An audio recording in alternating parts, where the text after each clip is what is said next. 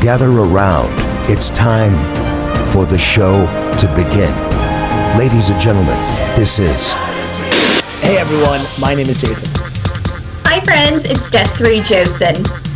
All right, there were so many matches this year that were just too much. So this won't be a shocker because we've had a handful of really awesome matches that we just can't stop talking about. How many times have these guys fought? Like it's been quite a bit. I've been saying this all year. They're just so great to watch. We saw the heel turn coming, and then when it happened, nice and bloody, both dramatic and beautiful.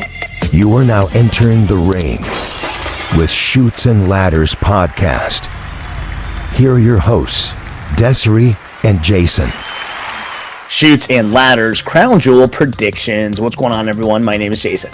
Hi friends, it's Desiree Josen. All right, this is our Crown Jewel prediction special. WWE heads to Australia for a card that has dream matches, international flavor, and plenty of hype. Des, what are your initial thoughts? Well, it's back in Australia. You know how we feel about international crowds.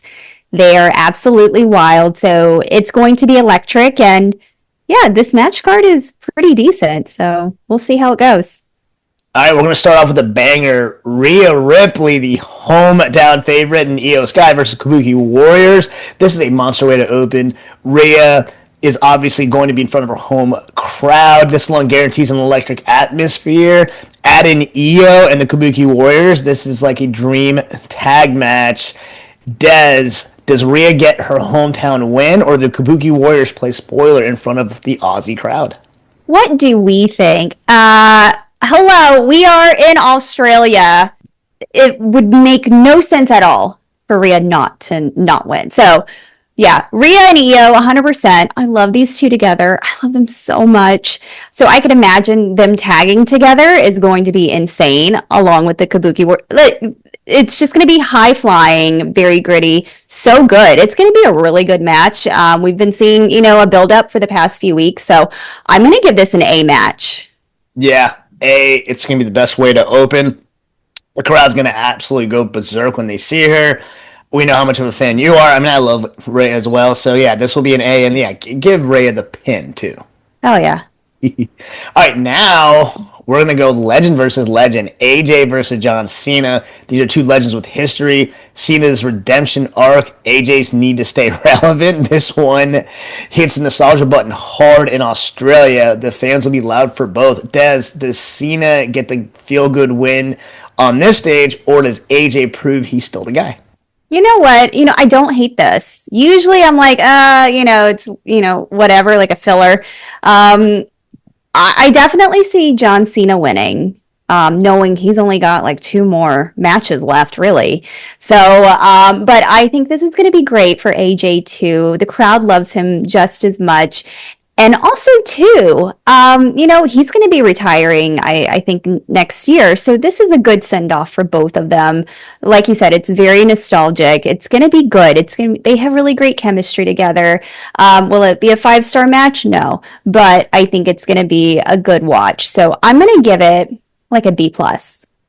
Yeah, I'll give it a B+ too. Why not? Look, ultimately, it's just what you said. If AJ was going to stick around for a while, I think this would be a way to put him over. I don't think that's the case.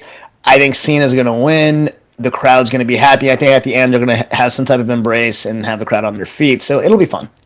Yeah. All right. Now we get to the spotlight match for Tiffany Stratton and Stephanie McHare. This is being pushed hard.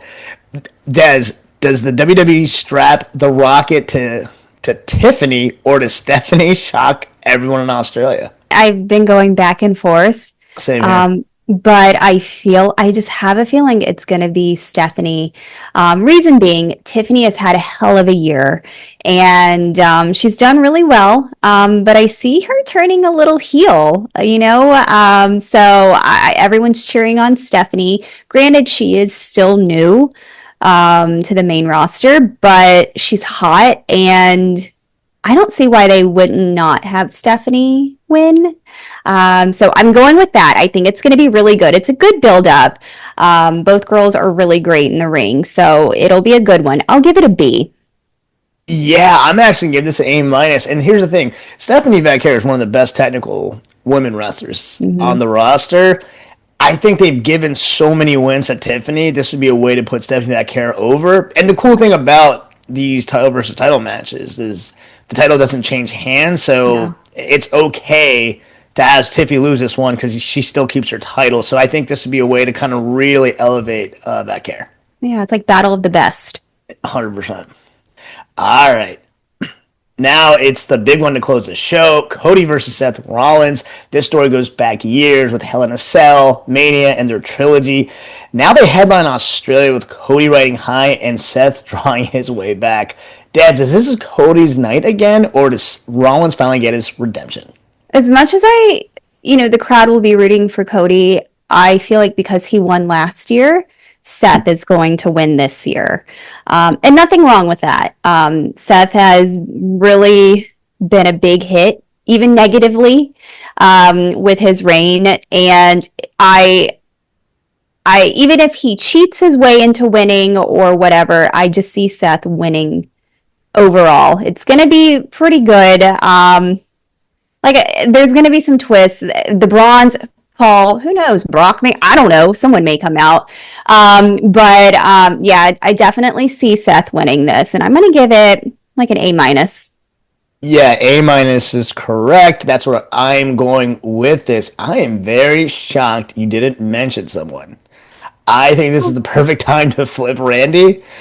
I'm keeping my mouth shut because I bring him up so much. Wouldn't surprise me if he joins Paul Heyman's group, and they kind of have this whole thing against Cody, which will obviously set up a storyline to Mania. And the other thing we just kind of mentioned before with the women's title versus title, look, if the title doesn't change hands, it's okay to have Cody lose this match and elevate Seth Rollins. Also, I don't see Cody being Seth Rollins 4 times. So, I'm going Seth Rollins as well. Yeah. Yeah, A minus is a great grade for this one. Yeah. All right, now that actually wraps up what we thought. But Des, what are your final thoughts and what's your final grade? There's other Australians on the roster that I thought that they would highlight in this. So I'm not surprised. There's only 4 matches. They still have room for one more that they typically do for a 5 match card. So who knows? They could throw in a tag match with Bronson Reed. They could do something with Grayson Waller and Penta. Something along those lines. So it'll be cool to see if they can add in another Australian to the mix. But overall, I think this is going to be really good. We're going to be up very early watching this on the weekend. So it'll be nice to have some coffee with this. But I think it's going to be a lot of fun. These are really good matches. So I'm going to give it an A minus. Yeah, A minus. You know what? I'll be nice and I'll say the same thing. Everything you just said, I'm going to double down on. It would be cool to kind of include another Australian wrestler because, again, you're in their backyard. I think it's the right thing to do. I'm with you. It's actually kind of cool I have 2 TVs right next to each other, so it'll be cool to have College Game Day on one and the PLE on the other. It'll be a lot of fun. So, overall, I think it'll be solid. Yeah. That actually wraps up this episode. What are your predictions for Crown Jewel? Shoot us a DM at the Shoots and Ladders. And like always, please like, share, and subscribe both on YouTube and Spotify. Once again, my name is Jason. I'm Desiree Josen. All right, until next time, have a blessed day and a blessed week. Have a great week. Bye, friends. This has been Shoots and Ladders.